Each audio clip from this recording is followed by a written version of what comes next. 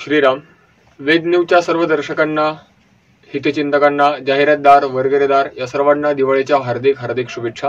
ही दिवाळी आपल्याला आनंदाची, सुखा समाधानाची, यशाची आणि आरोग्यदायी जाव ही ईश्वर चरणी प्रार्थना. दर्शकाहो, आपण आज दिवाळी या सणांचं महत्त्व बघत आलेलो आहोत. त्यात आपण आज प्रामुख्याने दिवाळीतील बलिप्रतिपदा पाडवा या दिवसाचं महत्त्व बघणार आहोत. दर्शकाहो, या सणांच्या मागे अनेक प्रकारच्या पौराणिक कथा आहेत, त्या पाठीमागे शास्त्र आधार आहेत. दिवाळीतील प्रत्येक सण का साजरे करावे, त्याच्या पाठीमागे कुठल्या देवतांच्या काय लीला आहेत, कुठल्या देवतांनी काय काय प्रकारचे चमत्कार केलेले आहेत, कुठल्या देवतांचा त्या दिवसाच्या पाठीमागे विशेष असा आशीर्वाद आहे, या सगळ्या गोष्टींचा ग्रंथांमध्ये, पुराणामध्ये उल्लेख आढळतो.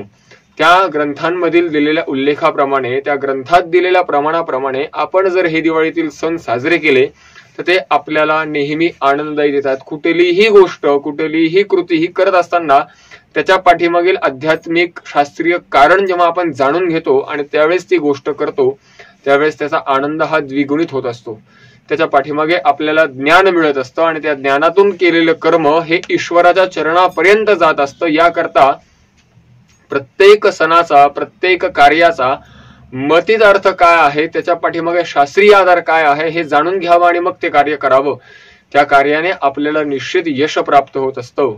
दर्शकाहो, आज आपण जाणून घेतोय बलिप्रतिपदा. बलिप्रतिपदा हा दिवाळी सणातील एक मुख्य सण सांगितलेला आहे. 3.5 मुहूर्तापैकी एक मुहूर्त सांगितला गेलेला आहे. दिवाळी या सणाचं विशेष महत्व पाडव्याला आहे. या दिवशी बलिराजाचा कथा ही फार प्रचलित आहे.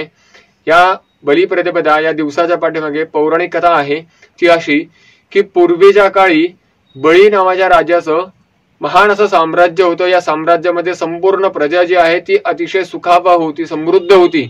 सगळ्या प्रकारचं वैभव त्या नगरीमध्ये त्या राजाच्या पायाशी लोटांगण घालत होतं. सगळ्या प्रकारच्या सुखसुविधा त्या राज्यामध्ये होत्या. बळीराजा आपल्या प्रजेचं पालन अतिशय आपल्या पुत्रवत, आपल्या मुलांप्रमाणे करायचा. सगळ्या प्रजेचं पालन करून मग आपण स्वतःकडे लक्ष देणं, हा अतिशय दानशूर राजा होता. सगळ्या प्रकारच्या दानांमध्ये सर्वश्रेष्ठ दान तो देत असायचा. जो आपल्या दारावरती आलेला याचक आहे त्या याचकाला कधीही बलिराजाने विनमुख पाठवलेलं नाही. बलिराजा अतिशय श्रेष्ठ असा दानशूर राजा होऊन गेला. या राजाने जेव्हा दान देण्याची आणि त्याची केलेल्या कर्माची उजळणी केली गेली तेव्हा त्याचे पुण्यकर्म अतिशय जास्त प्रमाणात साठलेले होते. मग या पुण्यकर्माप्रमाणे त्या बलिराजाला इंद्रपद प्राप्त होईल या भीतीने इंद्रदेव भयभीत झाले आणि या बलिराजाला कुठेतरी आवर घालावी म्हणून भगवान विष्णूंना सांगितलं गेलं की आपण कृपा करून या बलिराजाचा कुठेतरी थांबवावं, बलिराजाचं हे पुण्यकर्म कुठेतरी थांबवावं. तेव्हा भगवान महाविष्णूंनी वामनाचा अवतार घेतला. वामन अवतारामध्ये जेव्हा बलिराजाकडे भगवान महाविष्णू गेले, महाविष्णूने सांगितलं की हे राजन, तुझी ख्याती त्रिलोकामध्ये पसरलेली आहे. या त्रिलोकामध्ये प्रत्येक ठिकाणी तुझ्या नावाचा डंका आहे. बलिराजाच्या दारामध्ये कुठलाही याचक गेला की तो विनमुख परत जात नाही. तर मग बलिराजा, आज मलाही तुझ्याकडनं काहीतरी दान हवंय, ते दान आपण मला द्यावं.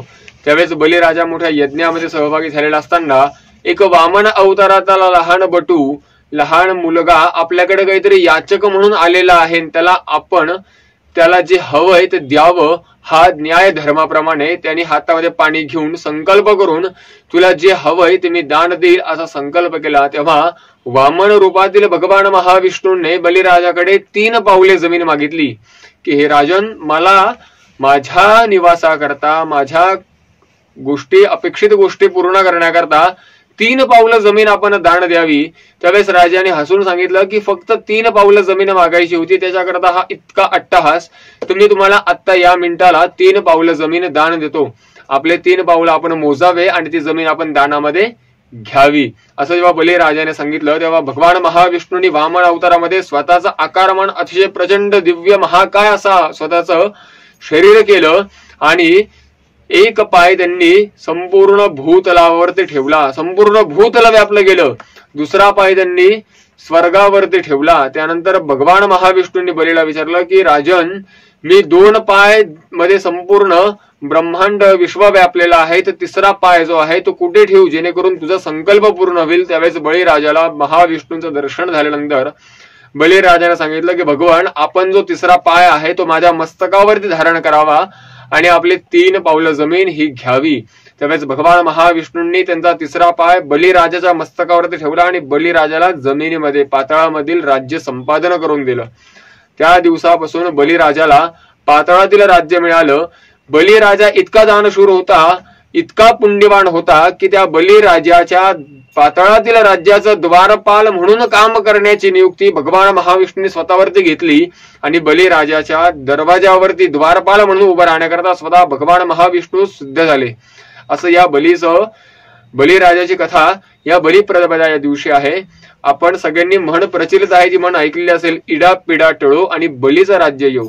बळीच्या राज्यामध्ये संपूर्ण प्रजा सुखावा होती, सगळ्या प्रकारचं धनधान्य विपुल प्रमाणात उत्पन्न होत होतं। सगळ्या प्रकारे बलिराजाच्या राज्यामध्ये कुठेही कुठल्याही दुःखाचा लवलेश नव्हता। असं राज्य पुन्हा यावं, असं राज्य पुन्हा आल्यानंतर संपूर्ण प्रजा ही सुखी व्हावी याकरता म्हणून बलिप्रतिपदा हा दिवस साजरा केला जातो। या दिवशी सकाळी उठून अभ्यंग स्नान करावं, आपल्या परिवारासोबत दिवस घालवावा, बलिराजाचं स्मरण करावं। आपल्या या भूतलावावरती आपल्याला जे खायला मिळतंय अन्न, या अन्न पिकवणाऱ्या शेतकऱ्याचं उपकार मानावेत। कारण शेतकऱ्याने ज्या वेळेस शेतामध्ये कष्ट करतो, राबतो, त्यातून जे धान्य निर्माण होतं त्या धान्यातून आपला उदरनिर्वाह होत असतो।